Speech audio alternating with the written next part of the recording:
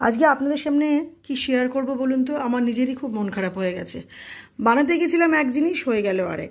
বানাতে গেছিলাম সেটা হচ্ছে ফার্স্টে সাদা তেলের মধ্যে পেঁয়াজ কুচোনো, লঙ্কা কুচোনো, গাজর, বিনস, ক্যাপসিকাম, ফুলকপি দিয়ে নেড়ে চেড়ে নেওয়ার পর একটা ডিম ওতে দিয়ে দেবো। তারপর যেটা দিতে হবে সেটা হচ্ছে ময়দা আর চিজ।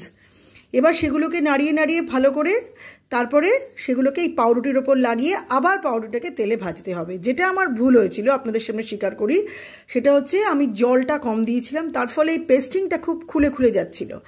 আরেকটা যেটা ভুল হয়েছিল, চিজটা গ্রেট করে আমি ফ্রিজে রেখেছিলাম, শুকনো হয়ে গেছিলো।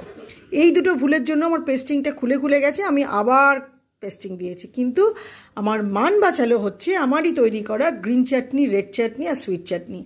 এইগুলো যখন এর ওপরে দিলাম আর সাইডে রেখে খেলাম, দেখলাম ডিলিশিয়াস হয়েছে। সুতরাং এভাবে একবার বানিয়ে দেখতেই পারেন যেভাবে বললাম।